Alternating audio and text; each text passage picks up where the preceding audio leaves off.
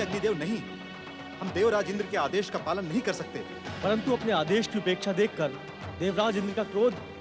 हमें देवराज इंद्र के क्रोध से अधिक उस श्राप का भय है, जिसके पात्र हम एक ऋषि की तपस्या में बाधा पहुंचाकर बन जाएंगे।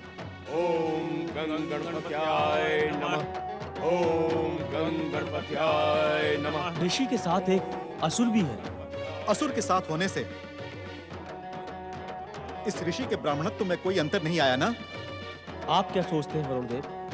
मैं इस बात से सहमत हूं अग्निदेव। एक ऋषि की तपस्या खंडित करने का महापाप हमें नहीं करना चाहिए। परंतु हम देवराज इंद्र को क्या उत्तर देंगे? हम देवराज से यह भी तो कह सकते हैं अग्निदेव कि हम उनके पापाज्ञा मानने के लिए विवश नहीं हैं। ओम गं गणपत्याय नमः। ओम गं गणपत्याय नमः। ओम गं गणपत्याय नमः। ओम गं गणपत्याय नमः। ओम गं गणपत्याय नमः। पुत्र त्रिपुरासुर, मन की शांति और धैर्य के साथ श्री गणेश के इस महामंत्र का जाप करो। तुम्हारी इस उग्र तपस्या का प्रभाव विध्वंसक और विनाशकारी हो सकता है। ओम गं गणपत्याय नमः। मैं जानता हूँ पुत्र कि तुम्हें गति देने वाली आत्मा एक आसुरी और राक्षसी है, परंतु तुम्हें एक ऋषि पुत्र होने का कर्तव्य निभाना है। इस उग्रता का त्याग करो पुत्र। ओम गं गणपत्याय नमः। ओम गं गणपत्याय नमः। ओम गं गणपत्याय नमः। ओम गं गणपत्याय नमः। ओम गं गणपत्याय नमः। ओम गं गणपत्याय नमः। ओम गं गणपत्याय नमः। ओम गं गणपत्याय नमः। ओम गं गणपत्याय नमः। ओम गं गणपत्याय नमः। ये मैं क्या देख रहा हूँ देवगणों? ये दुष्ट त्रिपुरासुर अब तक जीवित कैसे है? क्या आपने इसकी दुष्टता को समाप्त करने के लिए अपनी दिव्य शक्तियों का प्रयोग नहीं किया? क्या मैं जान सकता हूं कि आप सबने स्वर्गाधिपति देवराज इंद्र की आज्ञा को ठुकराने का दुस्साहस कैसे किया? क्षमा करें देवेंद्र। दुष्ट त्रिपुरासुर के साथ उसके पिता ऋषि गृह समत भी तपस्या कर रहे हैं। यदि हमने इनकी तपस्या को खंडित करने का प्रयास किया होता तो परिणाम अवश्य ही अनर्थकारी हो सकता था। देवेंद्र ने आप सबको इन दुष्टों की तपस्या खंडित करने की आज्ञा दी थी, परिणाम पर विचार करने की नहीं। उग्र होने से पहले आपने इनकी तपस्या खंडित ना करके अवश्य ही परिणाम अनर्थकारी कर दिया है देवताओं। हम विवश थे देवराज। एक ऋषि की तपस्या खंडित करके हम भयानक पाप के भागी बन जाते। आप हमें पाप और पुण्य का उपदेश ना दे वरुण देव। हमारी आज्ञा का पालन करें, अन्यथा हमारा क्रोध आपके भविष्य को पाप के महासागर में डुबो देगा। जो आज्ञा देवराज।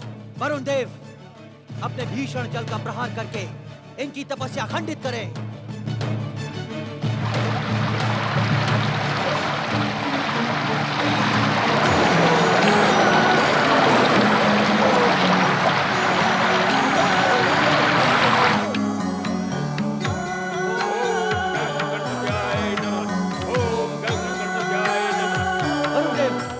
आप अपना प्रहार रोके। अग्निदेव, आप अपनी अग्नि से इन्हें भस्म कर दें।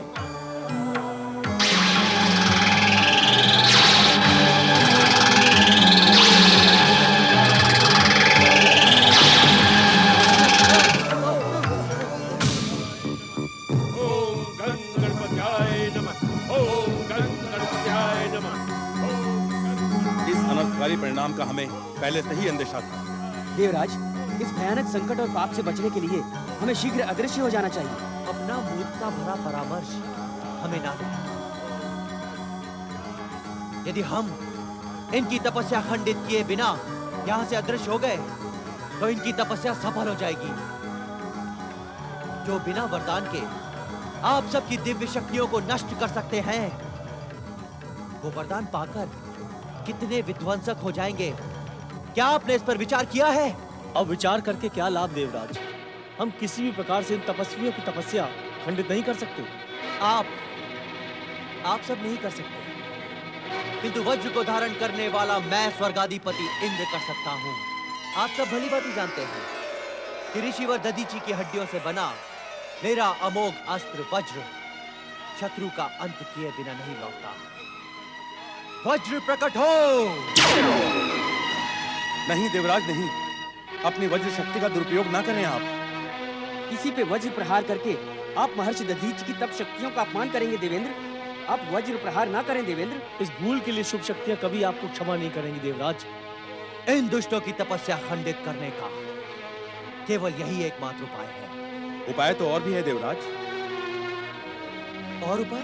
हाँ देवराज, हम श्री गणेश की आराधना करने वाले इन दोनों की तपस्या को वरदान न देने के लिए शिव शंकर से प्रार्थना भी तो कर सकते हैं। और शिवाज्ञा का सम्मान करना उनके पुत्र श्री गणेश का परम कर्तव्य है देवराज। हमें किसी भी प्रकार श्री गणेश के लिए शिवाज्ञा प्राप्त करनी होगी देवेंद्र। समय आने पर मैं तुम्हारा पुनः आह्वान करूंगा वज्र। वज्र प्रहार करने से पहले मैं आप सबका परामर्श मानते हुए कैलाशपति भगवान शिव से प्रार्थना करूंगा।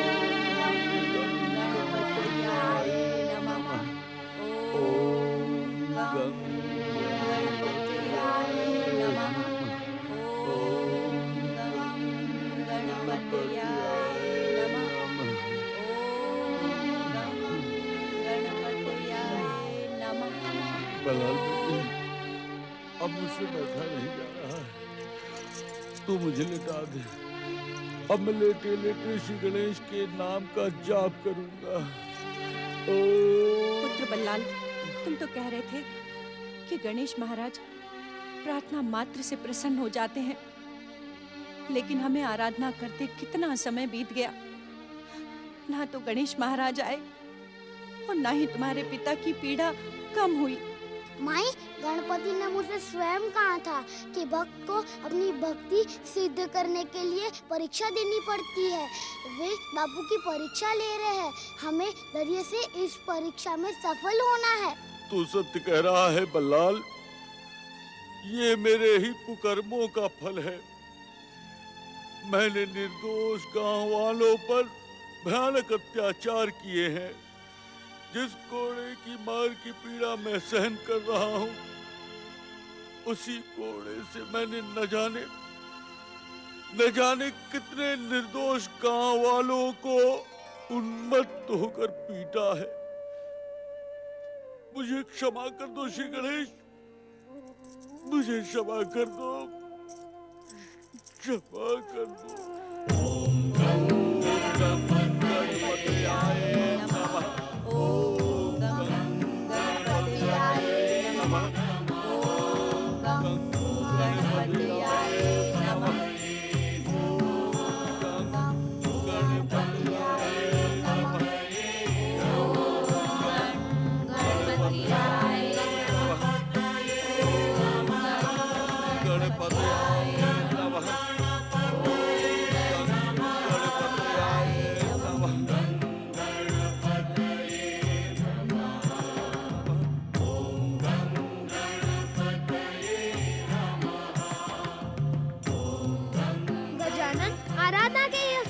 मुझे पुकार रहे हैं, मुझे जाना ही होगा गजानन। पीड़ित कल्याण की पीड़ा का अंत करने का समय अब आ पहुंचा है, मुझे तुरंत वहां पहुंचना होगा। परंतु माता पार्वती ने तुम्हें ये आदेश दिया था कि बिना उनकी आज्ञा के तुम कहीं भी नहीं जा सकते। यदि जाना ही है तो पहले माता की आज्ञा ले लो। क्या सोच रहे हो गौरी पुत्र? माता पार्वती इस समय पिताश्री शिव शंकर के साथ है। यदि मैंने उनसे जाने की आज्ञा मांगी तो वे निश्चित ही न कर देंगी। इससे तो उचित यह होगा कि मैं नहीं, माता के रोष को जगाना उचित नहीं है। हमें बार बार वही भूल नहीं करनी चाहिए जिससे माता को कष्ट पहुँचे। बिना माता की आज्ञा लिए तुम्हारा जाना अनुचित है। भक्त की पुकार का उत्तर न देना भी तो अनुचित है। पिताश्री के सामने माता से आज्ञा लेना संभव नहीं है। समझ में नहीं आता क्या किया जाए। कोई न कोई उपाय तो करना ही होगा। मैं तुम्हारी इस बात से सहमत हूँ गौरी पुत्र कि भक्त को परीक्षा के भंवर में गौते लगाने के लिए भगवान छोड़ नहीं सकते। भक्त के मन में संदेह का जन्म सबसे शीघ्र होता है। यदि भगवान के प्रति संदेह जाग गया तो भक्त कहाँ जाएगा? यही तो मैं भी सोच रहा हूँ, परंतु कोई भी उपाय दिखाई नहीं पड़ता। क्यों ना हम परम देव श्री महागणेश से प्रार्थना नहीं गजानन, अपनी समस्या का समाधान करने में परम देव श्री महागणेश की कृपा से हम स्वयं ही सक्षम हैं।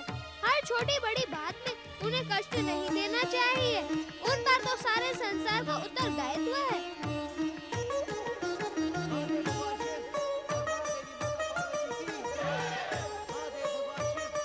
तुम यही रुको गजानन, मैं समाधि स्थल की ओर जाता हूँ। प्रतीत होता है कि देवराज इंद्र और देवगण महादेव शिव के सामने कोई प्रार्थना लेकर आए हैं। देवताओं की प्रार्थना के मध्य तुम्हें अपना निवेदन करने का अवसर भी मिल जाएगा, इसीलिए तो जा रहा। महादेव भगवान शिव और महादेवी माता पार्वती की। महादेव भगवान शिव और महादेवी माता पार्वती की।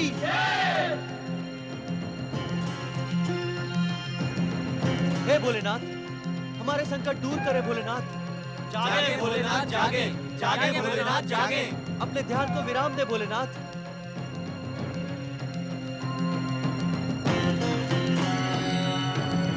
भगवान शिव की समाधि भंग करने की भूल ना करें देवराज, इसका परिणाम आपके हित में शुभ ना होगा।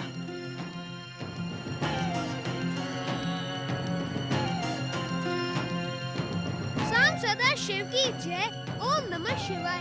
प्रणाम माता पार्वती।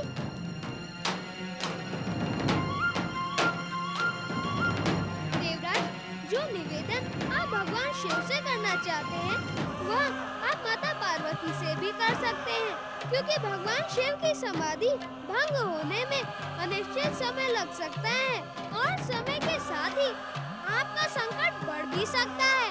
हे विघ्नहर्ता सुखकर्ता मंगल मूर्ति श्री गणेश, सच तो ये है कि इस समय हम सब यहाँ आपके ही दर्शन पाने के लिए प्रकट हुए हैं। ये हमारा सौभाग्य है गणपति कि हमें आपके पावन दर्शन प्राप्त हुए। देखा माता, यदि मैं यहाँ पर न आता तो इन सब का सौभाग्य इनसे दूर ही रहता। देवराज, महादेव भगवान शिव और महादेवी माता पार्वती के दर्शनों से कई जन्मों के सौभाग्य जाग जाते हैं।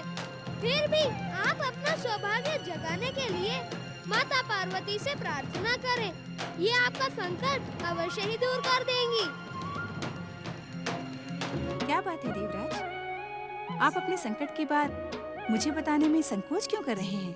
हे माता पार्वती, आप मंगल मूर्ति गौरी पुत्र श्री गणेश से कहें कि वो उस दुष्ट त्रिपुरासुर को वरदान ना दे। तपस्या का कर्तव्य निभाने वाले तपस्वी को दुष्ट कहने की भूल का ज्ञान आपको देवर्षि नारद पहले भी करवा चुके हैं ना? क्षमा करें मंगल मूर्ति, हमसे भूल हो गई। सच पूछा जाए देवराज, तो आपको त्रिपुरासुर के स्थान पर अपनी भूल के संकट का उपचार पूछना चाहिए। ये त्रिपुरासुर कौन है पुत्र गणेश? आश्चर्य है, आप ऋषि ग्रहसम्मत के पुत्र त्रिपुरासुर को नहीं जानती? माता, यदि आपने अपनी दिव्य दृष्टि का प्रयोग किया होता तो आपको पता चलता कि त्रिपुरासुर और ऋषि ग्रहसम्मत कितनी कठोर तपस्या कर रहे हैं। जितना पूछा जाए गौरी पुत्र उतना ही बताओ। एक ऋषि का पुत्र असुर कैसे हो सकता है? और यदि वो असुर होते हुए भी तुम्हें प्रसन्न करने के लिए तपस्या कर रहा है तो कहीं तुम उसे वरदान देने की तो नहीं सोच रहे हो?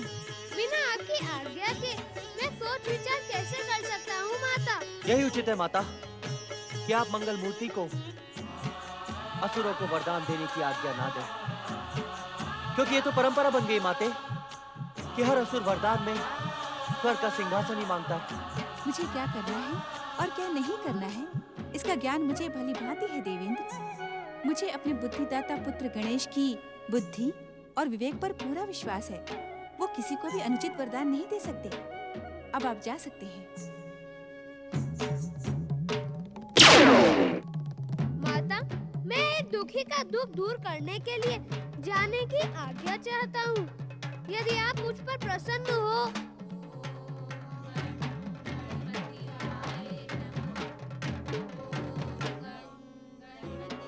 सुन रही हो माता, मेरे प्रिय भक्त बल्लाल का पिता कल्याण अपने ही हाथों से आहत हो चुका है। अब उसे उसकी भक्ति का प्रसाद देने से मुझे न रोके। मैं तुरंत ही कैलाश लौट आऊंगा। पहले वचन दो कि तुम ऋषि गृह समत के पुत्र असुर त्रिपुरासुर को वरदान नहीं दोगे। आपकी आज्ञा के विपरीत मैं कोई कार्य नहीं करूंगा माता, विश्वास करें। अपने वचन का ध्यान रखना। तुम केवल बल्लाल के पिता कल्याण का कल्याण करने जा रहे हो। अवश्य माता, प्रणाम। ओम नमः शिवाय, ओम महागणेशाय। देवी पार्वती, तुमने स्वार्थी देवराज इंद्र की बातों में आकर गौरी पुत्र को त्रिपुरासुर की तपस्या का वरदान देने से क्यों रोका? असुरों को वरदान देकर इस संसार को कभी भी शुभ परिणाम प्राप्त नहीं होता। उन्हें तो वरदान न देना ही उचित है। देवी पार्वती, आप असुर जाति के प्रति अन्याय कर रही हैं। आपका अन्याय इस समय केवल असुर जाति के साथ ही नहीं, एक तपस्वी के साथ भी है। अर्थात स्वामी? देवी, जो तपस्या और आराधना का कर्तव्य निभाता है, उसे वरदान देना विधि का निश्चित विधान है। अपने गणेश की बुद्धि और विवेक पर विश्वास रखो। वो जो कुछ भी करेगा, उसमें संसार का कल्याण ही होगा। इंद्रादी देवताओं की पुकार पर समाधि स्थल से गौरी पुत्र को तो अब तक लौट आना चाहिए था। कहीं ऐसा तो नहीं कि माता पार्वती की आज्ञा प्राप्त करके गौरी पुत्र मुझे बताए बिना ही।